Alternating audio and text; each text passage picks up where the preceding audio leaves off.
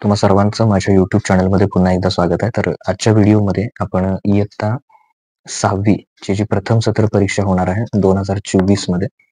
प्रथम सत्र परीक्षा 2024. तर त्याच्यासाठी आपण एक सराव प्रश्नपत्रिका फक्त आणि फक्त सरावासाठी ही प्रश्नपत्रिका आपण या चॅनलच्या माध्यमातून तुमच्याशी शेअर करतो. तर विषय आहे मराठी.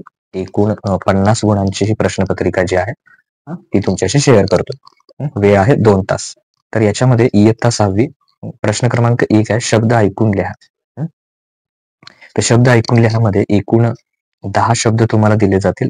हे सगळे असे शिक्षक तुम्हाला ऐकवतील ते शब्द आणि ते तुम्ही शुद्ध लेखनाच्या नियमानुसार व्यवस्थित काय करायचे आहेत लिहायचे आहेत. शुद्ध लेखनाचे नियम वापरून व्यवस्थित लिहायचे आहेत. 10 शब्द लिहिले की तुम्हाला योग्य असे 5 गुण मिळून जातील. आता त्याच्यामध्ये प्रश्न क्रमांक 2 आहे परिच्छेद वाचून त्याखालील प्रश्नांची उत्तरे लिहा. पुरातन काळातील वीर पुरुषांच्या असामान्य पराक्रमांच्या कथा इथपासून ते त्यातील 14 वीरांना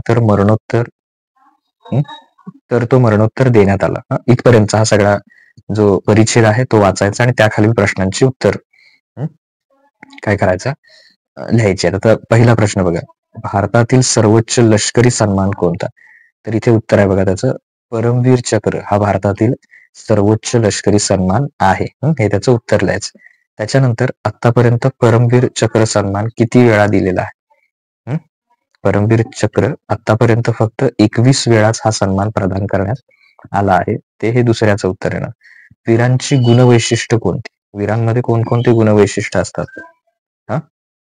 तर वीरांमध्ये काय असतं? अजोड असे धाडस, शौर्य दाखवणाऱ्या, आत्मसमर्पण करणाऱ्या वीरांना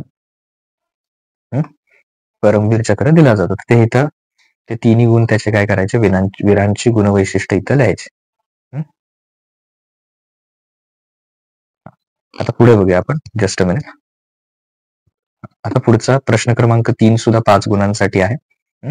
खालील उतारा वाचायचा आहे आणि त्या खालील प्रश्नांची उत्तरं द्यायची. हा उतारा वाचायचा आणि त्या खालील प्रश्नांची उत्तरं द्यायची.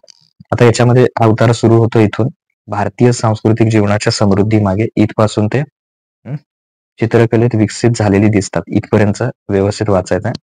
तर हे व्यवस्थित वाचल्यानंतर पहिला प्रश्न आहे त्यातला सोडवायचा, आदिम कलेची मुळे मूळ बीजे कशात विकसित झालेली दिसतात? आदिम कलेची मूळ बीजे जी आहेत ती वारली चित्रकलेत काय दिसतात? विकसित झालेली दिसतात. पुढचा आहे आदिवासी कलेची वैशिष्ट्ये लिहा. कोणतीही 2 वैशिष्ट्य लिहायचे.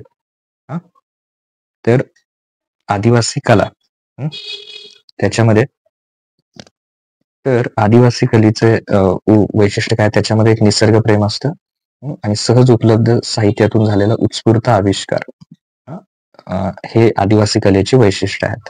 त्याच्यानंतर महाराष्ट्रातील आदिवासी कलांचा समृद्ध वारसा कशा कशातून येतो?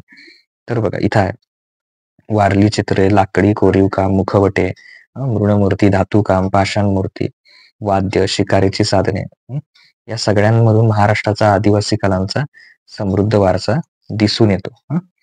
ते तिथं लिहायचं आहे. त्याच्यानंतर कवितेवर आधारित प्रश्न आहेत. हे सुद्धा 5 गुणांचे आहेत. तर इथपासून आहे ते, माझ्या आजानं पंजानं पासून ते इथपर्यंत, दिन सोनियाचा आला इथपर्यंत. तर याच्यामध्ये प्रमाण भाषेतील म्हणजे आपण शुद्ध भाषेमध्ये कसं म्हणतो, तवा म्हणजे आपण तेव्हा असं म्हणतो, साळणला म्हणजे संध्याकाळी असं म्हणतो. सॉरी, साळणला इथं शाळेला असं अपेक्षित आहे. सॉरी, तवा म्हणजे तेव्हा आणि साळला म्हणजे शाळेला असा आहे. ओके. शेती कामासाठी वापरली जाणारी साधनं, कुठली शेती कामासाठी साधनं वापरली जातात ते कवितेच्या आधारावर वाचून तिथे लिहा. त्यानंतर कवीच्या पंजोबांनी विणलेल्या बाजेचा उपयोग केव्हा आणि कशासाठी झाला? ते कविता वाचून त्याचं इथं उत्तर तुम्ही लिहायचं. ही कविता व्यवस्थित वाचा. कशा प्रकारे त्याचा उपयोग झाला ते लिहून काढा. आता बघा, सूचनेनुसार पुढील प्रश्नांची उत्तरे लिहा. पुढील शब्द वापरून तुमच्या मनाचं वाक्य तयार करा. वर्तमानपत्र, जसं की दररोज वर्तमानपत्र वाचावे. मित्र, संकट काळात मदत करतो तोच खरा मित्र. तर निसर्गाचं रक्षण करण्याचं आवाहन देशाच्या पर्यावरण मंत्र्यांनी दिलं, असं ते तुम्ही एखादं वाक्य तयार करू शकता. तर हे काय झालं, त्याच्या सूचनेनुसार कृती करा. विरुद्धार्थी शब्द, अवघडला विरुद्धार्थी शब्द काय येणार, सोपे. अवघडला काय येणार, सोपे. प्रतिकूल अनुकूल लिहायचं, काय लिहायचं, अनुकूल लिहायचं. त्याच्यानंतर समानार्थी शब्द लिहा. सुवास, सुगंध, कष्ट, मेहनत असं घेऊ शकता. डौल, डौलदार यासारखे दार हा प्रत्यय लावून. रुबाब, रुबाबदार. ऐट, ऐटदार असे काढायचे.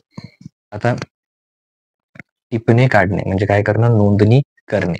हातभार लावणे म्हणजे एखाद्याला मदत करणे. धूम ठोकणे म्हणजे पळून जाणे. आता प्रश्न क्रमांक 6, तुम्हाला एका सैनिकाची मुलाखत घ्यायची आहे, त्यासाठी 5 प्रश्न तयार करा. सैनिकांना तुम्ही जर मुलाखत घेणार असाल तर त्यासाठी कोणते 5 प्रश्न ते तिथे लिहायचे. त्याच्यानंतर प्रश्न क्रमांक 7 आहे, कोणत्याही एका विषयावर म्हटलं, पण तयारी करताना काय करा, दोन्हीची करा, जेणेकरून सराव प्रश्नपत्रिका असल्यामुळे त्याचा तुम्हाला उपयोग होईल. पहिला आहे, मला पंख असते तर, असा आहे पहिला. आणि दुसरा, माझा आवडता खेळ. पंख असेल तर, असते तर, एक साधारण 8 ते 10 ते 12 ओळीमध्ये हा निबंध इथं लिहायचा आहे. तर इथं तुमची जी प्रश्नपत्रिका आहे 6वी मराठीची, तर ती इथं काय होते, पूर्ण होते. आणि इतर विषयांच्या ज्या प्रश्नपत्रिका आहेत त्याच्या सुद्धा व्हिडिओ केलेला आहे. त्याची लिंक या व्हिडिओच्या डिस्क्रिप्शन मध्ये आहे.